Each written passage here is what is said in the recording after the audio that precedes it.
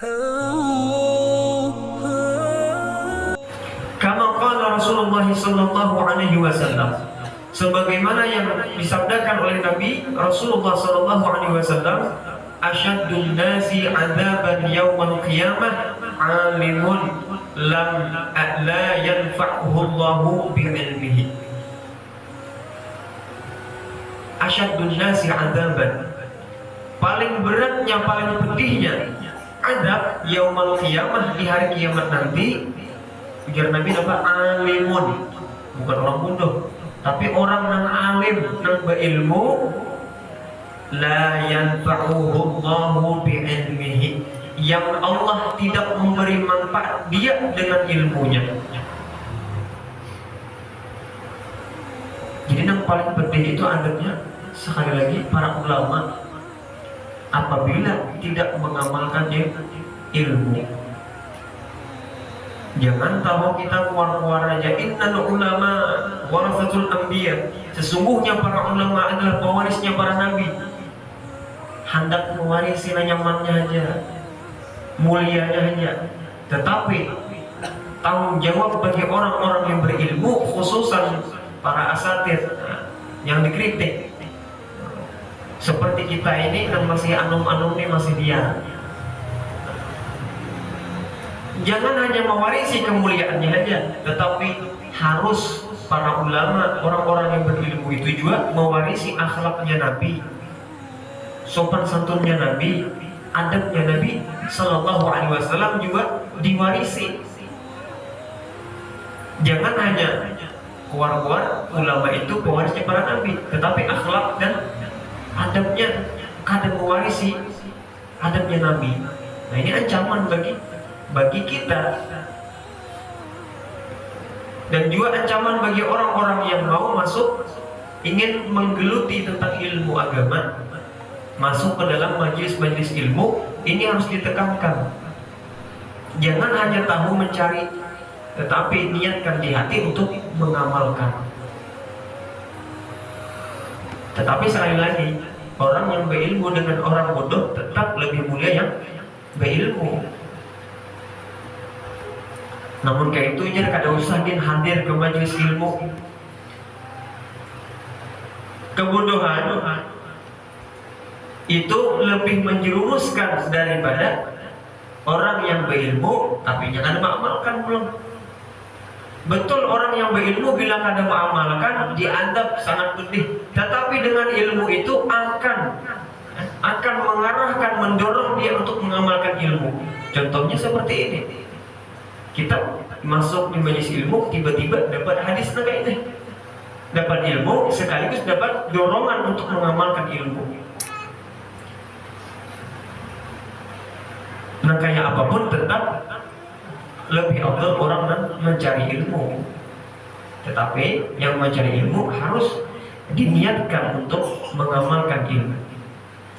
Wa ruwiya anna al-Junayd qaddasallahu sirrahu ru'ya fil manam ba'da mautihi faqila lahu mal khabar ya Abul Qasim, qala tahat tilkal ibarat wa faniyat tilkal isyarat wa ma nafa'ana illa rukai'atun raka'naha fi jawfil lail. Diriwayatkan bahwasanya Al-Imam Al-Junayd rahimahullahu ta'ala qaddasallahu sirrahu, semoga Allah mensucikan rohnya beliau, ru'ya fil manam, beliau dimimpikan suatu saat oleh seseorang. Ada orang yang bermimpi bertemu Imam Junayd di dalam mimpinya. Al-Imam Junayd ini ulama yang unggul di bidang tasawuf. Jadi kita kalau berpatokan tentang fikih, tentang hukum fikih, itu kita upat Al-Imam Asy-Syafi'i, atau imam yang empat itu, Imam Abu Hanifah, Imam Malik, Imam Syafi'i, Imam Ahmad bin Hanbal. Empat itu kita berpatokan kalau dalam fikih. Kalau dalam tasawuf kita berpatokan mengumpati dua imam, Al-Imam Ghazali dan Imam Al-Junayd rahimahullah ta'ala. Nah, Imam Al-Junayd ini salah satu tokoh tasawuf yang kita umpati. Pernah suatu saat beliau dimimpikan oleh seseorang ba'da mautihi, setelah wafatnya beliau. Faqila lahu, maka beliau ditanya. Faqila lahu itu artinya maka dikatakan kepada beliau atau ditanya kepada beliau, mal khabar ya Abul Qasim, apa keadaanmu sekarang ini wahai Abul Qasim. Jadi beliau ini julukannya salah satunya Abul Qasim. Kayak apa kabar bian? Maka itu bahasa kita, kayak kabar bian wahai Abul Qasim, wahai Imam Junaid. Qala, beliau berkata, beliau menjawab, tahat tilkal ibarat wa fanyat tilkal isyarat. Sia-sia, ujar Sidin, sia-sia itu semua ibarat. Ibarat itu maksudnya tentang ilmu-ilmu perkiasan, ibarat-ibarat tentang ilmu. Wa fanyat tilkal isyarat, dan binasa itu semua isyarat-isyarat. Wa ma nafa'ana, dan tidaklah memberi manfaat kepada kita illa rukai'atun, kecuali beberapa rakaat raka'naha yang kita rukuk fi jawfil lail, di tengah malam. Maksudnya di sini semua ilmu itu di sini ada manfaat kepada kita kecuali ilmu yang kita amalkan. Jadi beliau di sini intisarinya, ujar Sidin, aku tidaklah memberi manfaat kepadaku semuanya, dan ilmu yang aku miliki kecuali 2 rakaat, nah aku amalkan di malam, di tengah malam. Jadi amal juga intinya. Kalau ilmu kada beramal, sia-sia, ujar Sidin. Faniyat, sia-sia. Tohat, sia-sia. Ayyuhal walad, wahai anakku, ujar Al-Imam Al-Ghazali rahimahullahu ta'ala, la takun minal a'mali muflisan, janganlah engkau menjadi daripada amal-amalmu itu muflisan, bangkrut, sia-sia. Wala minal ahwal khalian, dan jangan kau jadikan daripada af'almu atau keadaan-keadaanmu atau perbuatan-perbuatanmu khalian, kosong. Kita berjam-jam duduk di majlis ilmu, kita pahami ilmu, sudah paham, ada di dada kita, lalu pada diamalkan, itu sama dengan ujar Sidin apa? Kosong, sia-sia. Wa tayaqqan, dan yakinilah olehmu wahai anakku, annal ilma, sesungguhnya ilmu, al-mujarrada, semata-mata, maksudnya sesungguhnya kalau hanya ilmu, la ya'khudhu bil yadi, tidaklah bisa menyelamatkan dari adab terhadap tangan, maksudnya masuk neraka, tidak menyelamatkan kepada tangan kita, maksudnya tidak menyelamatkan terbakar api neraka. Hanya ilmu semata tidak dapat menyelamatkan kita daripada adab Allah Subhanahu wa ta'ala.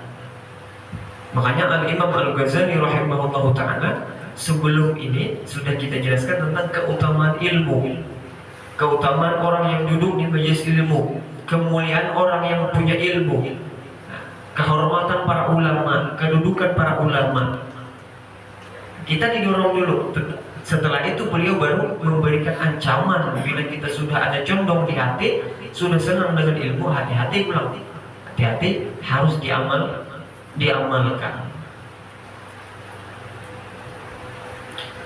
Ada orang, mungkin kita semuanya tahu sudah, kita tahu bahwasanya sogok menyogok itu haram.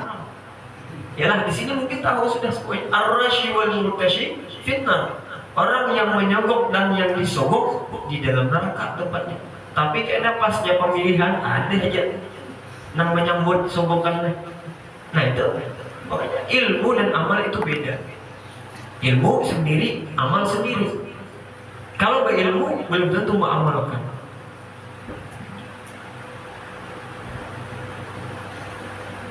Jadi hanya semata ilmu, ujar Sidin, tidak bisa menyelamatkan diri kita. Misaluhu, permisalannya, percontohannya, "Lau kana ala rajulin fi bariyatin asyaratu asyafin hindiyatin ma'a aslihatin ukhra wa kana ar-rajulu syuja'an wa ahla harbin fahamala alaihi asadun 'azimun mahibun fama dhannuka." Permisalannya ialah laukan, seandainya ada ala rajulin, terjadi terhadap seseorang laki-laki, fi bariyatin, dia sedang berada di tengah hutan. Bariyatin, di tengah hutan, di tengah rimba. Asyaratu asyafin, dia mempunyai 10 pedang. 10 pedang di tangannya. Bahasa kita nampak parang, mandau. Dia mempunyai 10 pedang di tangannya, hindiyatin, yang terbuat daripada pedang India. Dulu kan yang tajam-tajam itu pedang India, mandau India ya. Ma'a aslihatin, dan disertai dengan senjata lengkap, ukhra, yang lainnya. Jadi ada pedang dan senjata banyak yang lainnya, ada pistol, ada apalagi meriam kan. Wa kana rajul, dan seorang laki-laki itu adalah seseorang yang syuja'an, yang pemberani. Wa ahla harbin, dan dia ahli perang. Besi pedang 10, dilengkapi dengan senjata yang lain, dan orangnya pemberani, gagah, kuat. Imba itu lihai berperang, bakal lahir bahasa kita. Fahamala alaihi asadun, lalu mendatanginya akan satu singa, awimun, yang besar, mahibun, yang menakutkan. Fama dhannuka, maka apa sangkaanmu, dugaanmu apa, pendapatmu bagaimana? Hal tadfa'ul aslihatu syarrahu anhu bila isti'maliha aw darbiha. Apakah ujar sidin tadfa'ul aslihatu syarrahu anhu, apakah pedang yang 10 tadi nan landap-landap disertai dengan senjata yang lengkap itu dapat mencegah, dapat menghalangi syarrahu, akan keburukan atau akan kejahatan singa yang besar tadi darinya, bila isti'maliha, dengan tanpa menggunakan pedang dan senjatanya tadi, au darbiha, dan tanpa memukulkannya. Maksudnya kayak ini, ada orang berisi pedang 10, dilengkapi dengan senjata, orangnya kekal, kuat, pemberani, dan ahli berkelahi, ahli memainkan pedang. Tiba-tiba ada singa berparak mendekati, singa yang besar menakutkan. Bagaimana ujar Imam Al-Ghazali pendapatmu? Apakah pedang dan senjatanya tadi dapat mencegah dari singa tadi, dapat mengusir singa tadi, sedangkan inya kadang menggunakan kekuatannya, kadang menggunakan pedangnya. Kawalah mengusir singa tadi. Pasti ada di pikiran kita, pasti ada kawal. Itulah kiasan orang yang berilmu, walaupun dia mempunyai ilmu segudang, sebanyak lautan, tapi kalau ilmunya kada dipakai, walaupun dia punya kecerdasan, tapi kalau ilmunya kada diamalkan, itu sama halnya dengan kiasan permisalan Imam Al-Ghazali yang tadi. Wa minal ma'lum, ujar Sidin menjawabkan, termasuk hal yang sudah diketahui, maklum sudah, annaha, bahwasanya la tadfa'u, tidak dapat senjatanya tadi itu menghalangi daripada singa tadi, illa bitahrik wa dharbi, kecuali dengan digerakkan, dimainkan dan dipukulkan pedang dan senjatanya tadi. Fakada law qara'a rajul mi'ata alfi mas'alatin ilmiyatin, begitu pula lah perumpamaan seandainya qara'a rajul, ada seseorang yang membaca atau mempelajari mi'ata alfi mas'alatin ilmiyatin, 100.000 permasalahan ilmu, membaca, memutolaah, mempelajari 100.000 macam permasalahan ilmu. Wa ta'allamaha, dan dia mempelajarinya sungguh-sungguh. Walam ya'mal biha, tetapi dia tidak mengamalkan dengan ilmu yang 100.000 tadi. La tufiduhu illa bil amal, maka ilmu semuanya tadi tidak akan memberi faedah kepada dirinya kecuali dengan disebabkan mengamalkan ilmu tersebut. Ada orang yang menjadi supir sidin, tiba-tiba orang ini sudah berumur 60 tahun misalnya, 60 tahun, tiba-tiba minta izin kepada Pak Subhan. Pak Subhan, ulun ini sudah 60 tahun, sudah usia ulun tua. Jadi ulun mundur diri, ulun ingin pamit pensiun jadi supir pian. Ulun hendak istirahat. Karena dulu sebelum jadi supir sidin ini arsitek, orang yang bisa bertukang. Yalah, orang yang pintar bertukang, bisa mengolah rumah. Maka ujar Pak Subhan, ingin pian ulun izinkan pensiun, ulun izinkan pian ambil begawi ulun, tapi satu syaratnya, karena pian bisa mengolah rumah, ulahkan ulun sebuah rumah, ulun sediakan semuanya bahan-bahannya. Ya Pak Subhan. Akhirnya supir sidin tadi setuju, ingin ulun setuju. Akhirnya diulahkan rumah tadi. Becapan sidin mengulah, karena sidin ada capat talah, capat ambil begawi, becapat mengulah. Setengah bulan talah, biasanya 5 bulan talahnya, setengah bulan talah becapat gawi. Apa ada TV yang judulnya itu? Nang tiba-tiba jadi rumah lain. Bedah rumah, ya gerbak rumahnya, bedah rumah. Bedah kayak bedah rumah setengah bulan talah sidin. Imbah itu talah sempurna, datang ke Pak Subhan. Baca capat sidin masang. Pak Subhan biar hati rumahnya sudah jadi. Dilihat, oh iya Pak Subhan sudah jadi. Kamarnya ada, kamar mandi ada, WC ada, dapur lengkap semuanya. Ya sudah, kalau begitu Pak Aim biar ulun izinkan pian ampe, tapi sebutin ini rumah gazan pian sebagai tanda terima kasih ulun selama ini pian begawi lawan ulun. Ulun beriakan rumah nang pian ulah ini gazan pian. Kira-kira orang tadi itu menyesal kan? Baulah rumah pakonya ada pati pisit, memasaknya sembarangan, tiba-tiba rumahnya gazan seorang. Kira-kira menyesal kan?